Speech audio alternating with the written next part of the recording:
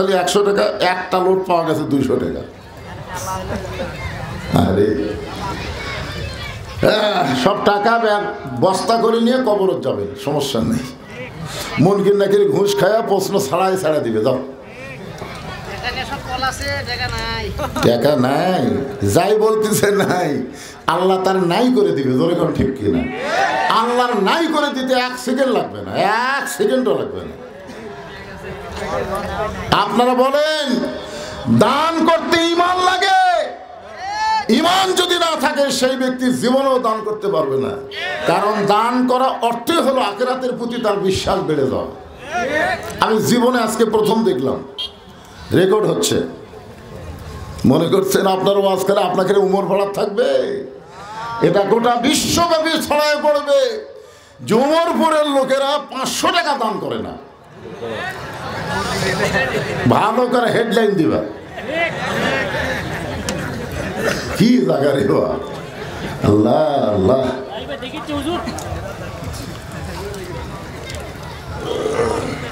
আমরা আল্লাহর প্রশংসা বেশি বেশি করব যে আল্লাহ আমাদেরকে বিশ্বনবীর উম্মত হিসাবে কবুল করেছেন। যত বড়ই পাপী হই না কেন, নবী সুপারিশ করে আমাদেরকে জান্নাতে পৌঁছায় দিবেন। এই সুবহানাল্লাহ যারা যারা বললেন না খুব লাভবান হলেন, যারা বললেন না মুখ বন্ধ রাখলেন। সবাই বলছে সবাই বললেই সামুন। মনে মনে তো সব করলে হবে না, দুই একটা একটু জোরেও বলা লাগবে। আমরা হাসিনা খারাপ, হাসিনা খারাপ, মনে মনে তো বহু কইছি, কাম হসা। এই মনে মনে বলার কারণে 15.5 বছর হাসিনা আমাকে অত্যাচার করছে। এইবার একটু জোরে বলা শুরু করেছে, হাসিনা পলায় ভারতের গেছে। মনে মনে বললে কাম হবে?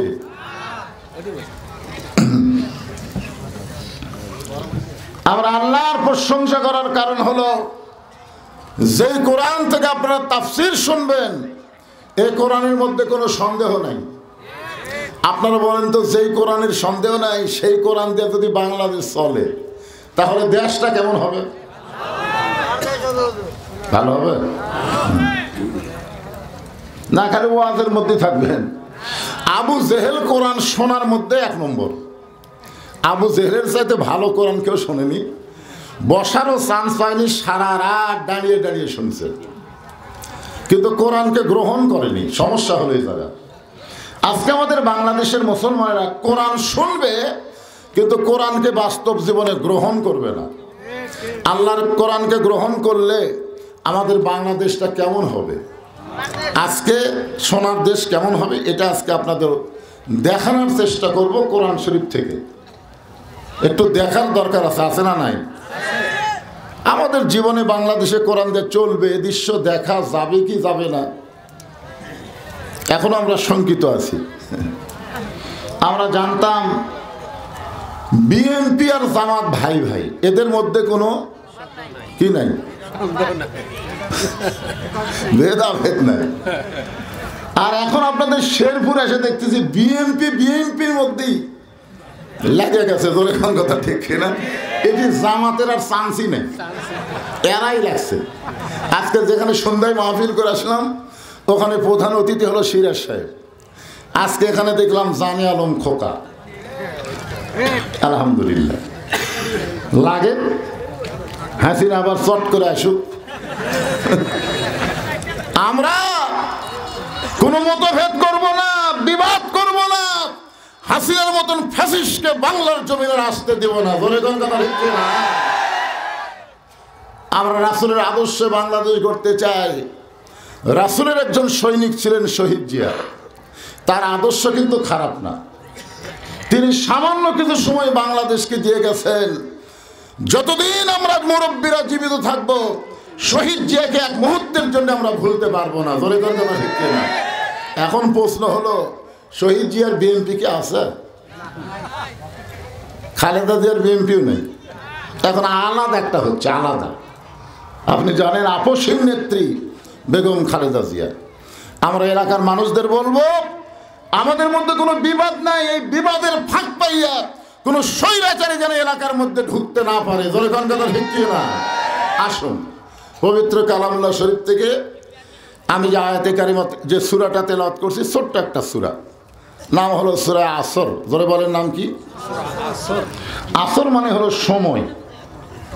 আসর শব্দের অর্থ হলো সময়ের শপথ করতেছেন আল্লাহ, কারণ সময় অত্যন্ত গুরুত্বপূর্ণ একটা বিষয়। বর্তমানে বাংলাদেশে যে সময় চলতেছে, এই সময়ে কোরআনের মাহফিল করতে গেলে আর কোনো অনুমতি লাগতেছে না। জোরে কোন ঠিক কি না? দেখছেন কি সময়? আজ থেকে 6 মাস আগে আমাদের বাংলাদেশে কোরআনের মাহফিল করতে গেলে অনুমতি লাগতো, কিন্তু বর্তমান আল্লাহ এমন একটা সময় দিল যে আর কোনো অনুমতি লাগতেছে না। তাহলে সময় ভালো না খারাপ? কিন্তু এই সময়ের শপথ আল্লাহ কেন করলেন এটা আগে আমাদের জানা দরকার। মিশে মায়ায় বন্দি থাইকা করলাম কত খেলা, পশ্চিমে তাকায়া দেখো তোমার ডুইবা গেছে বেলা, এক পলকের নাই ভরসা, মিশে সকল আশা, কখন বুঝি দারুণ ঝড়ে ভাঙবে তোমার বাসা। এই যুবকেরা, আজকের মাহফিলে দেখতেছি অনেক যুবক এসেছে, অনেক যুবক। এই যুবকদের জন্য বলতেছি, বাজান সময়ের গুরুত্ব দাও, সময়ের গুরুত্ব দাও। কারণ আল্লাহর সামনে যখন কেউ দাঁড়াবে, আল্লাহ বলবেন তোমার শৈশবকালের হিসাব দেওয়া লাগবে না, বুড়াকালের কোনো হিসাব আমি চাই না, খালি যৌবনকালের হিসাব দেওয়া জান্নাতে চলে যাও। আপনারা বলেন তো, আমাদের বাংলাদেশের যুবকদের চরিত্র কেমন? জান্নাতে যাওয়ার মতন? হায় হায়, একটা মোবাইল পায়া এরা যা নষ্ট হয়ে গেছে। স্বয়ং জিবরাইলও যদি বাংলাদেশে ওয়াজ করে, এই যুবকদেরকে ভালো করা যাবে না, কারণ ওয়াজ দিয়ে ভালো হওয়ার দিন শেষ। এখন কোরআনের আইন দিয়ে বাংলাদেশ ভালো করতে হবে। জোরে কোন কথা ঠিক না? ওয়াজ দিয়ে কাম হবে? কোনো কাজ হবে না। হ্যাঁ, এই জন্যে সূরা আসরের মাধ্যমে আমরা কোরআন থেকে জিনিসটা দেখতে চাই। আল্লাহ বললেন, ইন্নাল ইনসানা লাফি খুসর, নিশ্চয় মানুষগুলো ক্ষতির ভিতরে। মানুষকে আদর করে আল্লাহ তৈরি করলেন, সেই মানুষ ক্ষতির মধ্যে পড়ুক, আল্লাহ এটা চায়? যখন চাই নাকি? কিন্তু আল্লাহ একটু রাগ করে কইছেন, নিশ্চয় মানুষগুলো ক্ষতির ভিতরে। এটা আল্লাহ রাগের কথা। যেরকম বাপ অনেক সময় বেটার উপর রাগ করে, তুই যে বর্তমান সময় ব্যবসা শুরু করলি, তোর ব্যবসার লাভ হবে। বেটা কয়, আব্বা কি কোন লাভের জন্যই তো দোকান দিছে, লাভ হবে না কেন? বাপ বলতেছে, বর্তমান যে সময় চলতেছে, এই সময় সব বাকি খায়া তোর দোকান শেষ করে দিবি রে। আসলে বাপ যেটা কষে, এটা কিন্তু রাগ করে কষে। বাপ চায় তার সন্তান লাভ করুক। জোরে কোন ঠিক কিনা? কিন্তু বর্তমান সময়ে কাম হবে? কারণ বর্তমান সময়ে ফেরাউনের বাবুর্চি আছে, কিন্তু মুসার মতন শক্তি নাই। ফেরাউনের বাবুর্চি বোঝেন? এক দোকান থেকে বাকি খায় খায় দোকানই শেষ।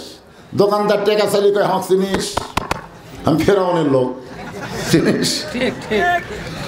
এমন বাকি খাওয়া খাসে, টেকা চালি দোকান তুলে দিবার চাই। দোকানদার এখন দোকানে সব জিনিস শেষ, রাস্তায় বসে কাঁদতেছে। এমন সময় মুসা আলাইহিস সালাম আসতেছে। আসার পরে বলে, তুমি দোকানদারি বাদ দিয়ে রাস্তাত কান্দো কেন? বলে, ফেরাউনের বাবুর্চি সব বাকি খাসে, টেকা চালি তুলে দিবার চাই। তো বলে, ফেরাউনের বাবুর্চি কোথায়? বলে, ওই যে যাচ্ছে। মুসা আলাইহিস সালাম ফেরাউনের বাবুর্চির সামনে, টেকা দে, টেকা দে। তখন বলতেছে, এই টুপিওয়ালা, আমাক চিনিস? আমি হলাম ফেরাউনের লোক। মুসা বলতেছে, আমাক চিনিস? আমি হলাম আল্লাহ। তুই ফেরাউনের, আমি আল্লাহ। টেকা দে। যখন কয় টেকা দিব না, মারছে চর। সরি, বাবুর্চি মরছে, সরি মরছে। আজকে মুসা আলাইহিস সালামের মতন হাতে পাওয়ার নিয়ে আসতে হবে। বাতিলদেরকে কোনো তালবাজি করতে দেওয়া যাবে না। ধরে কোন কথা ঠিক কিনা? আজকে ইসকন বলে কোনো কথাই নাই। এখানে স্বাধীন কুমার কুণ্ডুরে আপনারা দাওয়াত দিয়েছেন, তার মানে বোঝা গেল হিন্দু মুসলমান আমরা একসাথে থাকতে চাই। ধরে কোন ঠিক কিনা? ইসকনের যে কয়টা ধরা পড়ছে সব শালায় আওয়ামী লীগ, সবগুলো আওয়ামী লীগ, একটাও হিন্দু না, সব মুসলমানের বাচ্চা। হিন্দু সাজা দেখছেন, কখনো কি সাজে আনসার বাহিনী সাজে, কখন যে কি শাস্তি ছড়া। এই সাজার পিছনে কারণ হচ্ছে এই 5ই আগস্টের পর আমরা সমস্ত দল হাসিনার দল বাদে একত্র থাকার কথা ছিল, জনগণ ঠিক কি না? কিন্তু আমরা ভিন্ন ভিন্ন হওয়ার কারণে ওরা চান্স পাচ্ছে। একটু মনোযোগ দিয়ে শুনবেন। আল্লাহ বললেন ইন্নাল ইনসানা লাফি খুসর, নিশ্চয় মানুষগুলো ক্ষতির ভিতরে, কিন্তু তারাই ক্ষতির মধ্যে পড়বে না। ইল্লাল্লাযীনা আমানু ওয়া আমিলুস সলিহাতি ওয়া তাওয়াসাউ বিল হাক্কি ওয়া তাওয়াসাউ বিস সবর। এখানে 4টা বিষয়, জোরে কোন কয়টা? এই আঙ্গুলের দিকে তাকান, কয়টা? 1 নম্বর হলো ঈমান। ঈমান যদি ঠিক না থাকে, আপনি যত আমল করেন কোন আমল আল্লাহর দরবারে কবুল হবে না।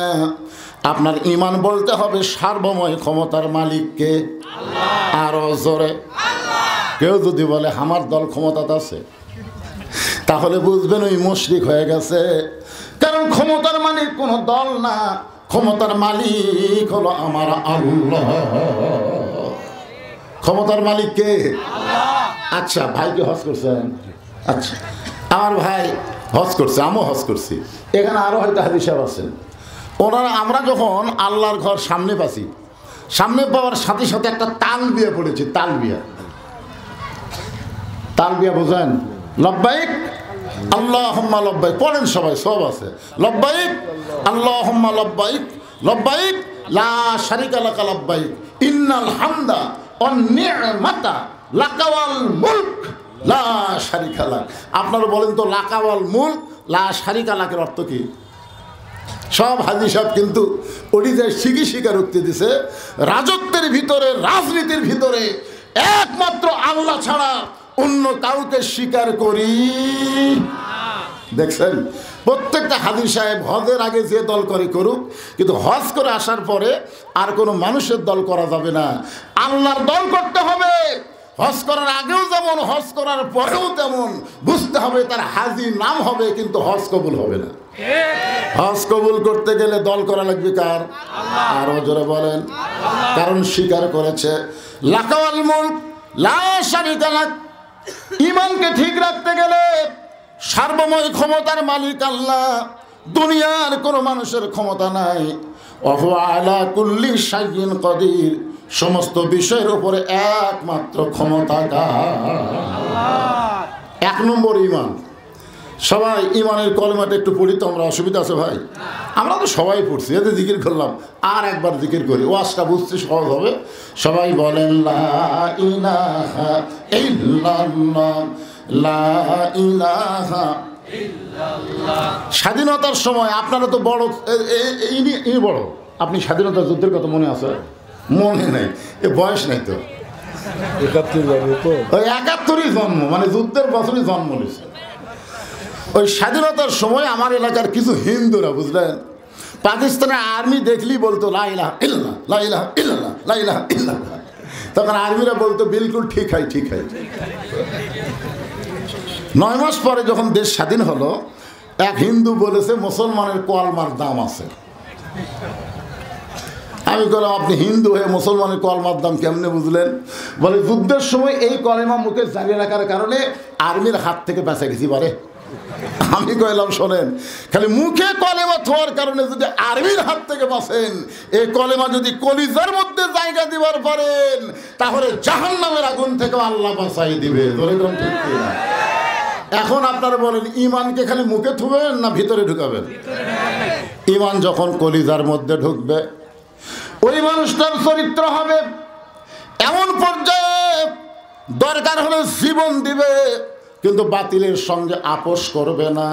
দরকার হলে জীবন দিবে কিন্তু বাতিলের সঙ্গে কি করবি না? কথা বলেন, কি করবে না? আমাদের কাছে জীবনের দাম বেশি না ঈমানের দাম বেশি? সবাই বলেন, জীবনের দাম বেশি না ঈমানের দাম বেশি?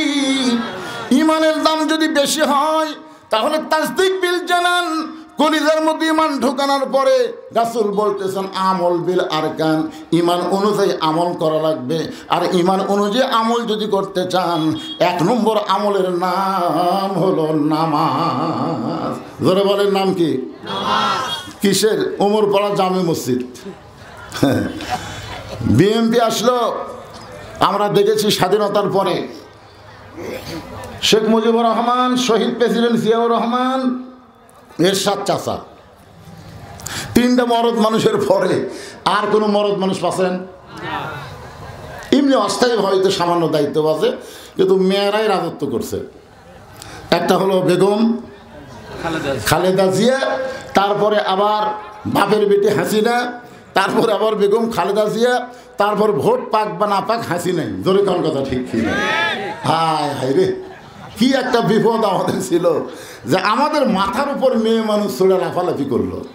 অথচ আল্লাহ রাসূল বলেছেন মা তারাকতু বাদি আলা উম্মতি ফিতনাতুন আদাররাল রাসূল মিনান নিসা। রাসূল বলেছেন আমার পরে আমার উম্মতের জন্য সবচাইতে বড় বিপদ হলো পুরুষ মানুষের উপরে নারী নেত্রী হওয়া। তাহলে আমরা এত বছর এমন একটা বিপদে ছিলাম, আমরা সবাইকে আল্লাহর কাছে বলতে পারি যে আগামীতে আর যাই হোক, যে দলই ক্ষমতা পাক, কোন নারী নেতৃত্ব আমরা আর মানব না। ধরে কথা ঠিক কি? রাসূল বলেছে, এরা আমার বাপ দাদার কথা না। ধরবার সালে বদরুশেখ না ধরে রাসূল ধরো। আল্লাহ রাসূল বলেছেন হালাকাতির রাজুলু হিনা আতাতিন নিসা, পুরুষ জাতি তখনই ধ্বংস হবে যখন তারা নারীদেরকে নেত্রী বানাবে। কি একটা বিপদ! হ্যাঁ, একটু মনোযোগ দিয়ে শোনেন। তাহলে 1 নম্বর নামাজ। এই নামাজটা যদি আমরা পড়ি, সারা জীবন যদি নামাজ পড়েন, আপনার নামাজ আল্লাহর দরবারে কবুল হবে না। আমরা কি করতেছি? নামাজ পড়তেছি, অথচ আল্লাহ কোরআনে বলেছেন আল্লাযীনা ইম্মাক্কান্নাহুম ফিল আরদ, মুসলমানের মধ্যে কাউকে যখন ক্ষমতার চেয়ার দেওয়া হবে তার 1 নম্বর দায়িত্ব হলো আকামুস সালাত, নামাজ কায়েম করা লাগবে। আজকে যেই ছেলেরা কোরআনের মাহফিলে বসে ওয়াজ শুনতেছে, মাঝখান থেকে একজন আমারে কইল হুজুর ফাটাফাটি ওয়াজ করা লাগবে, খুঁজলে দেখেন ওই মাগরিবে শান নামাজ পড়েনি। খুঁজলে দেখেন ফাটাফাটি ওয়াজ শুনবে, নামাজ পড়বি না। তোর জন্য ফাটাফাটি ওয়াজ করে লাভ করে পাগলা। আল্লাহ রাসূল বলেছেন মান তারাকা সালাতু মুতাম্মিদান ফাকাত কাফারা, ইচ্ছা করে 1 ওয়াক্ত নামাজ বাদ দিল সে কাফের হয়ে গেল। আর কাফেরদের জন্য কোনো ফাটাফাটি ওয়াজ দেখাম হবে না। বলে কোন কথা বলতে না, নামাজ পড়বি না ফাটাফাটি। কি আর ফাটাফাটি?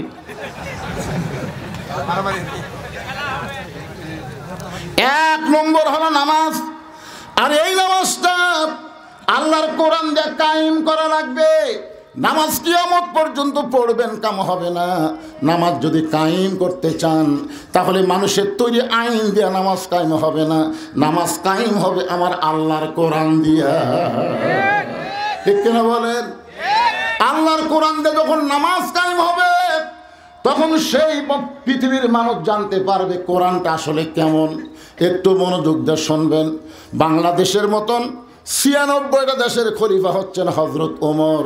আমাদের দেশটা যত বড়, এরকম 96টা দেশের প্রধানমন্ত্রীর নাম হলো হযরত ওমর। জোরে কোন সুবহানাল্লাহ। ছদ্মবেশে মদিনার ওলি